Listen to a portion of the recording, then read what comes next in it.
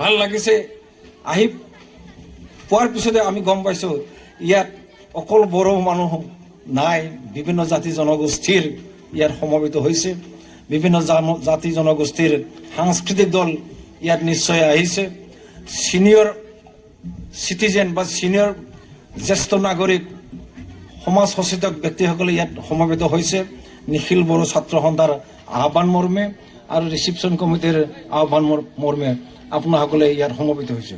মই এইখিনিকে ক'ব বিচাৰোঁ, ছাত্ৰ সমাজ এটা বৃহৎ সমাজ,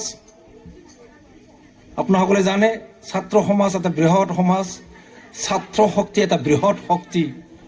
এই বৃহৎ শক্তি এটা জাতি গঠন প্ৰক্ৰিয়াত কেনেকৈ ভাগ ল'ব পাৰে, সমাজখনক কেনেকৈ নেতৃত্ব দিব লাগে, বিশেষকৈ মই নিজেই কৈ ল'ব বিচাৰোঁ, নিখিল বড়ো ছাত্ৰ সন্থা অল বডো ষ্টুডেণ্টছ ইউনিয়নে নিশ্চয় এইটো ভালদৰে জানে।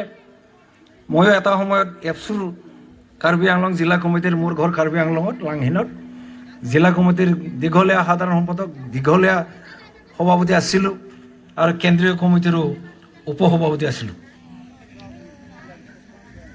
সেই ফালৰ পৰা যদি চাব যায়, মোৰ অভিজ্ঞতাৰ ফালৰ পৰা যদি মই ক'ব যাওঁ, নিখিল বড়ো ছাত্ৰ সন্থা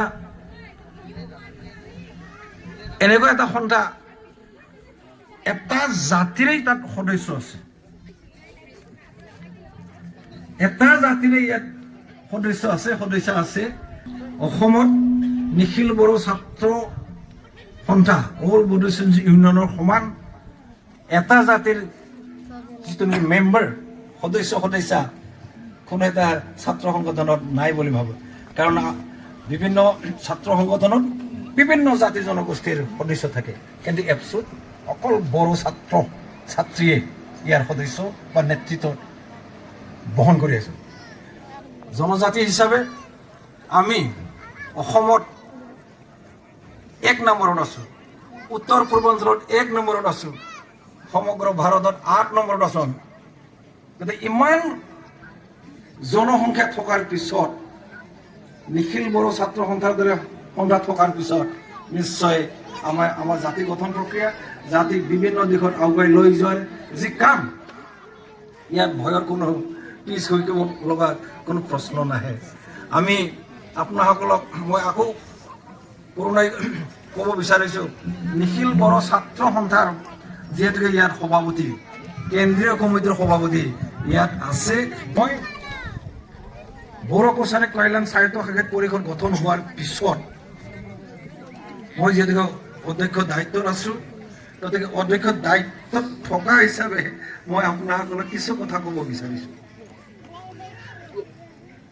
কাউন্সিলখন গঠন হোৱাৰ 2021 চনৰ পৰা, 2021 চনৰ 17 ফেব্ৰুৱাৰীৰ পৰা কাউন্সিল গঠন হোৱাৰ পিছত আমি যিখিনি কষ্ট কৰি আছোঁ, আমি তাত 13জন মেম্বাৰ আছোঁ। 13জন মেম্বাৰে আপোনাসকলৰ লগত একেলগে লগ লাগি নিখিল বড়ো ছাত্ৰ সন্থা, ইউনাইটেড বড়ো পিপল অৰ্গেনাইজেশ্যন আৰু বড়ো জাতিৰ যিমান জাতীয় অনুষ্ঠান আছে তেখেতসকলৰ আলাপ আলোচনাৰ মাজত আমি কেইমাহমান আগত আমি বড়ো গাঁওসমূহক চিনাক্তকৰণ কৰি আমি নটিফাইড কৰিব পাৰিলোঁ। এতিয়া এই নটিফাইড ইয়াত 958খন বড়ো গাঁও অন্তৰ্ভুক্ত হ'ল। 958খন বড়ো গাঁও ইয়াত চাউথ কামৰূপ, গোৱালপাৰা আৰু শোণিতপুৰৰ কিছু অংশ, বিশ্বনাথৰ কিছু অংশ ইয়াত সোমোৱা নাই। শোণিতপুৰ বিশ্বনাথত BTRত যোৱাৰ যি কাৰ্যসূচী বা BTRত যোৱাৰ যি মানে চেষ্টা, এইটো অব্যাহত আছে।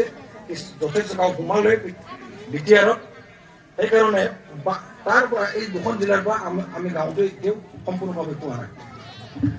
গোৱালপাৰা বা চাউথ কামৰূপত 679 যোৱাৰ এটা চৰকাৰে আমাক বাৰম্বাৰ কৈছিল, সেই তাত 100খনতকৈ 312খনমান গাঁও তাত আমি হেৰি আহিব লগা হ'ল।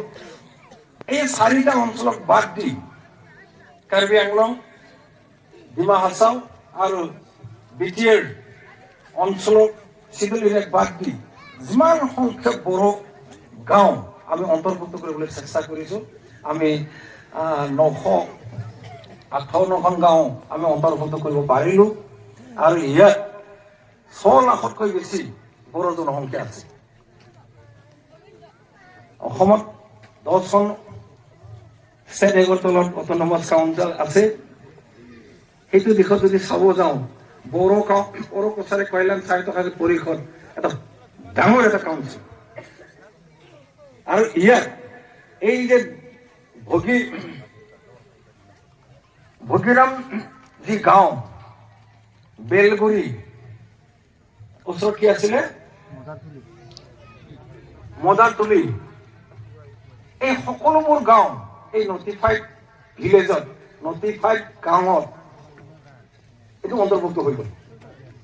গতিকে আপোনাসকলে হোজাই জিলাৰ যিমানবোৰ বড়ো গাঁও এখনো বাদ নোহোৱাকৈ আমাৰ কাউন্সিলত অন্তৰ্ভুক্ত হ'ল। নটিফিকেশ্যন হোৱাৰ সময়ত মই যথেষ্ট টেলিফোন পাইছোঁ। বিভিন্ন জাতি জনগোষ্ঠীৰ নেতৃস্থানীয় ৰাজনৈতিক নেতাসকলে আমাক টেলিফোন কৰিছিল যে ইয়াত বেলগুৰি হওক বজাৰত ইমান কম সংখ্যক বড়ো মানুহ আছে, কি ভিত্তিত এই গাঁওবোৰ অন্তৰ্ভুক্ত হ'ল। তেতিয়া যথেষ্ট স্পষ্টীকৰণ দিব লগা হ'ল যে আমাৰ আইনটো হ'ল অকল বড়ো মানুহক, বড়ো বাসিন্দাসকলক লৈ আমাৰ কাউন্সিলখন গঠন কৰা হৈছে। আমাৰ আইনটো সেইটোৱেই, বড়োসকলক লৈ, বড়ো গাঁওসমূহক লৈ আমাৰ কাউন্সিলখন গঠন কৰা হৈছে। ইয়াত কোনো জাতি জনগোষ্ঠীৰ ইয়াত মানে অসুবিধা নাই, কোনো জাতি জনগোষ্ঠীৰ ইয়াত ভৰোৱাও নাই। গতিকে আজি মই পুনৰ এই কথাটো আকৌ আপোনাসকলক ক'লোঁ।